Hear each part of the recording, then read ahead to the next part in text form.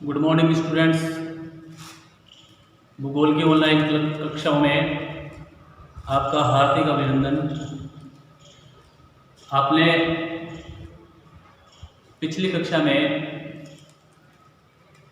पृथ्वी की उत्पत्ति के संबंध में एक तारक सिद्धांत को पढ़ा। आज हम पढ़ेंगे पृथ्वी की उत्पत्ति के संबंध में द्वितारक संकल्पना या द्वितारक परिकल्पना, जिसे बिनारी हाइपोथेसिस भी कहते हैं। इस संकल्पना का विकास 20वीं शताब्दी में किया गया।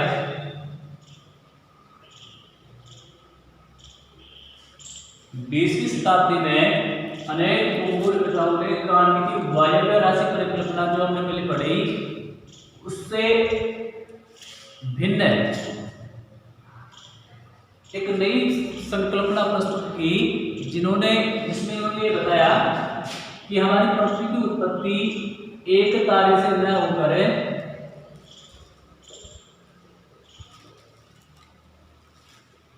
दो तारों से हुई है।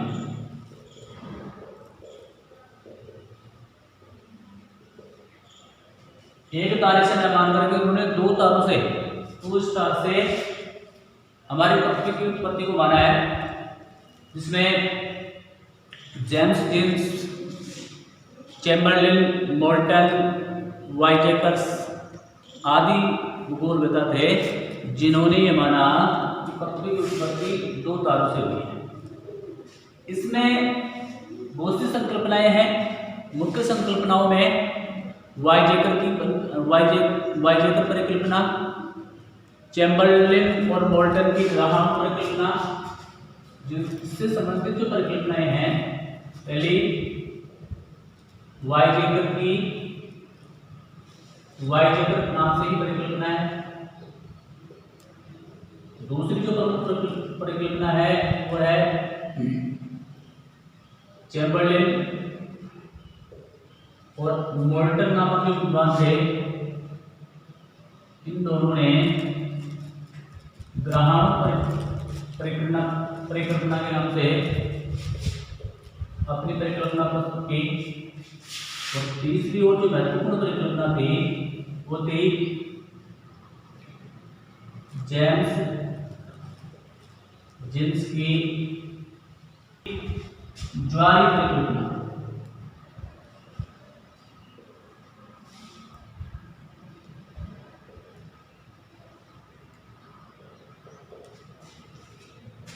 तो ये जो वाइजेकर की परिकल्पना थी, चैम्बरलिन मोल्टन की परिकल्पना थी या जेम्स जिन्स की ज्वारीय परिकल्पना थी, इन तीनों ही परिकल्पनाओं का जो मुख्य फोकस था वो था कि हमारी पृथ्वी की उत्पत्ति एक तारे से होकर के दो तारों से हुई है, यानी एक जनक तारा और एक दूसरा अन्य तारा। तो उन दो तारों से मिलकर के हमारी पृथ्वी की उत्पत्ति हुई। कैसे हुई देखते हैं।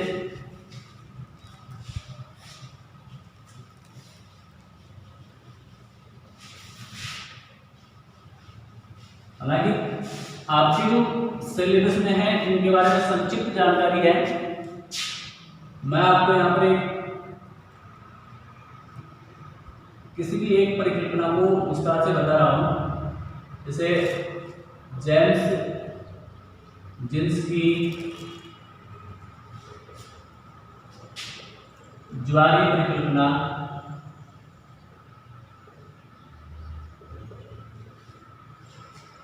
जेम्स जिन्स महोदय ने बताया कि हमारी पृथ्वी की उत्पत्ति एक तारे से न होकर के दो तारों से हुई। उन्होंने एक जनक तारा बताया जिसे हम सूर्य कहते हैं।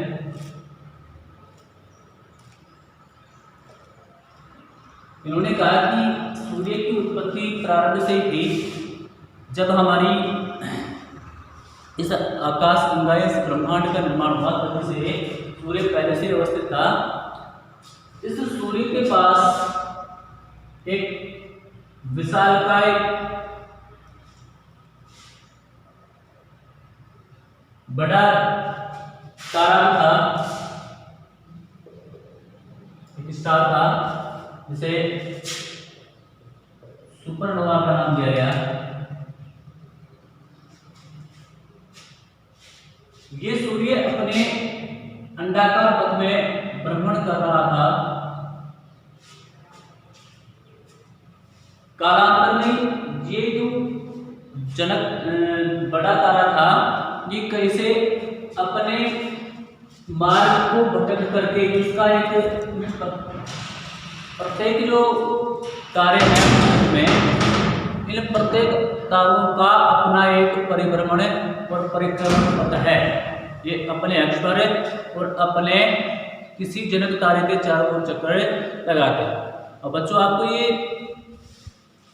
आश्चर्य हो रहा होगा कि हमारा सूर्य किसके चक्कर लगाता है, जबकि सूर्य तो जनक तारा है। क्योंकि हमारा ब्रह्मांड अनंत है, उस ब्रह्मांड में अनेकों प्रकार के सूर्य पाए जाते हैं, अनेकों प्रकार की आकाश गंगा पाई जाती है। तो हमारी जो आकाश गंगा है, उस आकाश गंगा में अनेकों सूर्य हैं। तो हमारा सूर्य भी उस आकाश गंगा से नेबुला कहते हैं। नेबुला का अर्थ होता है आकाश गंगा। तो इस आकाश गंगा के चारों ओर हमारा सूर्य चक्र लगाता है। इसका जो परिक्रमण पथ है, इस परिक्रमण पथ में स्टार जो सुपरनोवा बड़ा तारा था, उसके परिक्रमण पथ को छोड़कर भी ये सूर्य की ओर आकर्षित हुआ। अब आप देखते हैं, कोई भी कमजोर आदमी ताकतवर आदमी से जब भिड़ता है तो कमजोर आदमी की पराजय होती है। तो ठीक ऐसा ही यहाँ पर हुआ। बड़ा तारा, इसमें ग्रेविटी यानी गुरुत्वाकर्षण ज्यादा था,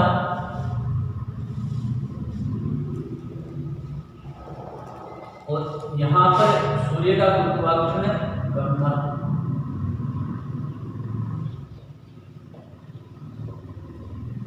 जब ये सूर्य के नजदीक से गुजरा तो सूर्य का कुछ भाग, इसका कुछ भाग इस बड़े सुपरनोवा तारा की ओर आकर्षित हो गया।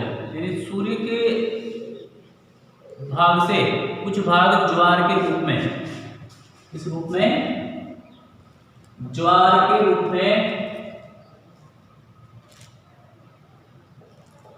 सूर्य से बाहर हो गए, जिसे जेम्स फिंच महोदय ने फिलामेंट नाम दिया। यानी फिलामेंट का एक आद्य पदार्थ था, ज्वारीय पदार्थ, जिसे फिलामेंट कहा। तो ये जो ज्वार के रूप में फिलामेंट अलग हुआ, ये सिगार के आकृति का था।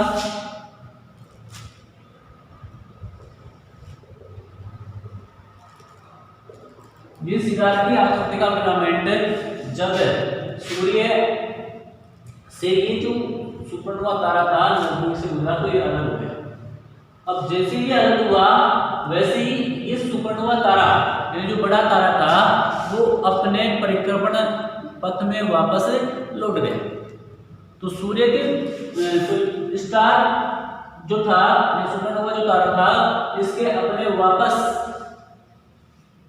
परिक्रमण पथ में लौट जाने से ये सूर्य से अलग हुआ जो फिलामेंट था, जो ज्वार के रूप में अलग हुआ था, सिगार की आकृति का था, वो न तो सूर्य पे वापस मिल सका और न ही इस सुपरनोवा तारे के साथ जा सका।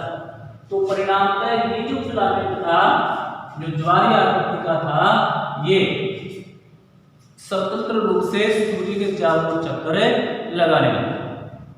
स्वतंत्र रूप से जब सूर्य के चारों ओर चक्कर लगाने लगा, तो ये जो उसकी गैसीय रूप था, ज्वार के रूप में था, तो ये जो सिगार की आकृति का फिलामेंट था, ये सूर्य के चारों ओर चक्कर लगाने लगा। तो इसके मध्य भाग में उभार हुआ और इसके जो किनारे वाले भाग थे, इन किनारे वाले भागों में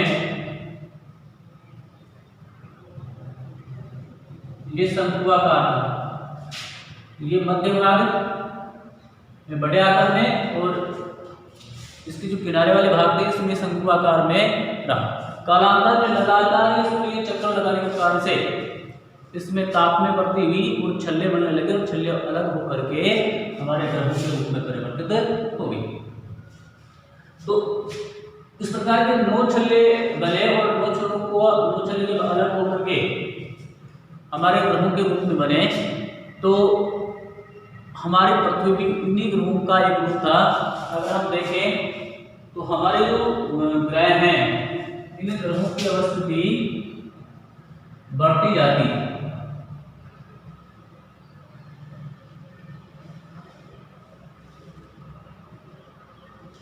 मध्य वायुमंडल की अवस्थिति बढ़ती है और दोनों किनारों पर, दोनों छोरों पर इनकी अवस्थिति सिकुड़ती जाती है। तो जेम्स लिंस ने जो फिलामेंट ज्वार के रूप में बताया, जिसको सिगार की आकृति का कहा गया, उसी से हमारे ग्रहों की उत्पत्ति, हमारी पृथ्वी की उत्पत्ति इसी से हुई और इससे ये सिद्ध भी होता है। अगर हम देखें आकाश से बुध, शुक्र, पृथ्वी, मंगल, बृहस्पति, शनि, अरुण, वरुण और यम। हालांकि यम ग्रह को 2006 में बोना ग्रह के नाम से इसको जाना जाता है, इसको बोने ग्रह के रूप में परिवर्तित कर दिया गया है। 8 ग्रह हमारे माने गए हैं। उसमें आप देखेंगे सबसे बड़ा ग्रह जो है बृहस्पति है और इसके बाद शनि है, फिर मंगल है, फिर वरुण है। इस प्रकार से उनकी आकृति में कमी आती जाती है। तो इसलिए सिद्ध होता है कि जेम्स लिंस ने जो अपना ज्वारीय परिकल्पना प्रस्तुत की ये कई मायनों में सही सिद्ध हुई है। हालांकि अनेक विद्वानों ने इस परिकल्पना को सिरे से खारिज किया है। उन्होंने बताया है कि पहले से ही सूर्य की अवस्थिति कैसे थी।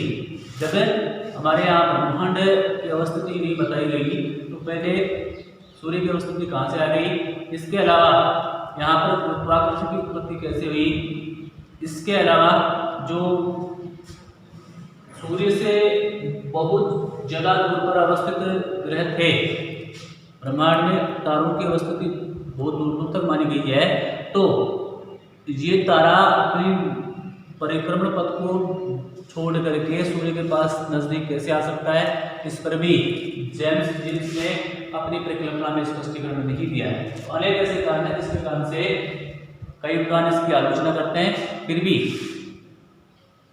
उच्चतर कक्षाओं में जेम्स लिंस की ज्वारीय परिकल्पना को निष्कर्ष रूप में पृथ्वी की उत्पत्ति के लिए सर्व प्रमाणित माना जाता है। अब हमारा तीसरा परिकल्पना, तीसरा सिद्धांत है वो है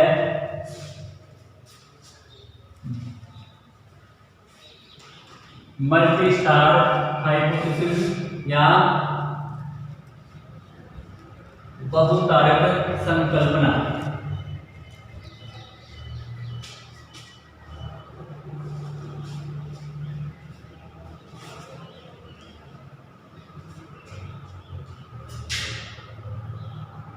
बहुतारक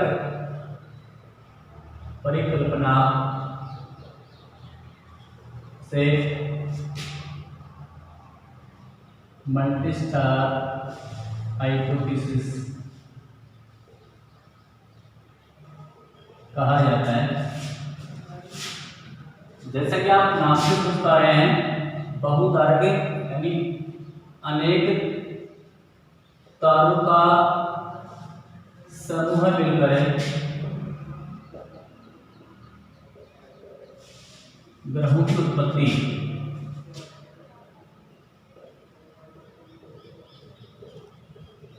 करते हैं।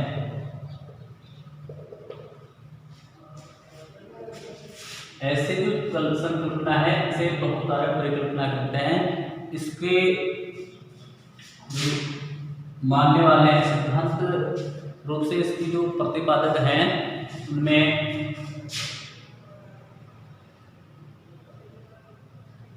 ओटो स्प्रेड मुख्य हैं।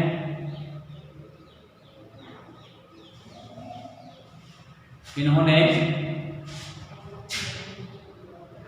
अपनी जो परिकल्पना प्रस्तुत की है उसका नाम है अंतः तारक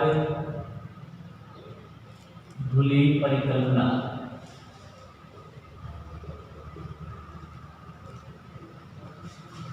अंतःकारक धुली परिकल्पना इन्होंने कांट की वायव्य राशि जो परिकल्पना थी उसी को आधार बनाते हुए अपनी परिकल्पना प्रस्तुत की है।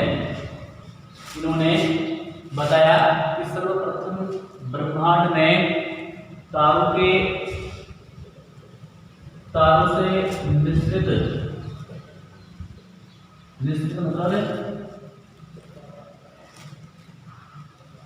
छूटे हुए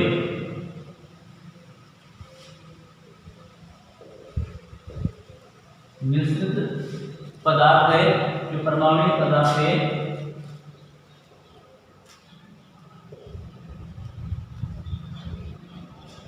ये निश्चित पदार्थ अंतरिक्ष में यत्र तत्र बिखरे हुए थे। तारों के टकराने से या तारों के परस्पर संसदन प्रक्रिया के द्वारा इन तारों के बहुत से जो परमाणु पदार्थ हैं अंतरिक्ष में टूट करके बिखरे गए। तो ये जो निश्चित पदार्थ थे, ये निश्चित परमाणु पदार्थ अंतरिक्ष में बिखरे हुए थे। जो अनेक धूल कण जो अंतरिक्ष में थे उनके साथ मिलकर के एक पुंज के रूप में, एक तस्तरी के रूप में एकत्रित हो गए।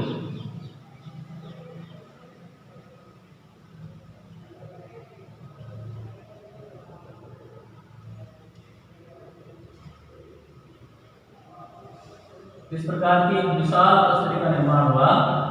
इस विशाल तस्तरी के परस्पर संसदन से टकराने से तापमान की उत्पत्ति हुई। तापमान की उत्पत्ति के साथ इनमें पदार्थ का फैलाव हुआ। ये गैसीय रूप में परिवर्तित हुई। गैसीय रूप एक विशाल पुंज का आकार ले लिया और ये सूर्य के चारों ओर चक्कर लगाने लगा। सूर्य के चारों ओर चक्कर लगाने से इस गैसीय पदार्थ का बादल एक पुंज के रूप में, एक पिंड के रूप में एकत्रित होने लगा और कालांतर में इन्हीं पुंज से या पिंड से ग्रहों का निर्माण हुआ। तो इस प्रकार से आपने देखा कि हमारी पृथ्वी या हमारे ग्रहों की उत्पत्ति में 3 प्रमुख सिद्धांत काम करते हैं: एक तारक, द्वितारक और बहुतारक। एक तारक परिकल्पना में आपने जेम्स जेम्स की निहारिका परिकल्पना पढ़ी और जेम्स की वायव्य राशि परिकल्पना पढ़ी और उसी के साथ लाप्लास की निहारिका परिकल्पना उसने जो प्रस्तुत की। इसके बाद कुछ विद्वान मानते थे कि हमारी पृथ्वी की उत्पत्ति 2 तारों के समूह से हुई है, 2 तारों के मिलने से हुई है, जिसमें इसे द्वितारक सिद्धांत कहा गया। ये द्वितारक सिद्धांत जिसका प्रतिपादन 20वीं शताब्दी में हुआ और इसके जो प्रमुख समर्थक थे उनमें रसेल, वाइजेकर, चैम्बरलेन, मोल्टन और जेम्स जिम्स थे। तो जेम्स जिम्स ने अपनी जो ज्वारीय परिकल्पना की उसमें उन्होंने बताया कि किस प्रकार से हमारी पृथ्वी की उत्पत्ति ज्वार से, सूर्य में ज्वार उठने से हुई है, इसे प्लामेट नाम दिया गया। इसके बाद जो नवीन परिकल्पनाएं हैं या बहुतारक परिकल्पना से आप कह सकते हैं, तो ये बहुतारक परिकल्पना या नवीन परिकल्पना से मल्टीस्टार परिकल्पना या न्यू हाइपोथेसिस भी कहते हैं। तो इसमें तारों की उत्पत्ति, ग्रहों की उत्पत्ति अनेक तारों के समूह से मिलकर के बनी है, जिसमें हम पढ़ते हैं फोटोस्फीयर जो रूसी विद्वान थे, रूसी भूगोलवेत्ता थे, जिन्होंने बताया कि हमारी पृथ्वी में अंतरिक्ष में बहुत से जो मिश्रित पदार्थ, परमाणु पदार्थ बिखरे हुए हैं, इनके संसर्जन से, इनके समूह में एकत्रित होने से ऊष्मा का प्रादुर्भाव हुआ। ऊष्मा के विस्तार से जो पदार्थ का गैसीय रूप में परिवर्तित हुआ। ये गैसीय बादल कालांतर में सूर्य के चारों ओर चक्कर लगाने से एक पिंड के रूप में परिवर्तित हो गया। पिंड के परिवर्तित होने से हमारी पृथ्वी की या हमारे ग्रह का निर्माण हुआ। तो ये हमारी पृथ्वी की या हमारे ग्रहों की उत्पत्ति थी। अब अगले वीडियो में हम पढ़ेंगे हमारे ब्रह्मांड की उत्पत्ति के बारे में। तब तक के लिए बहुत बहुत धन्यवाद।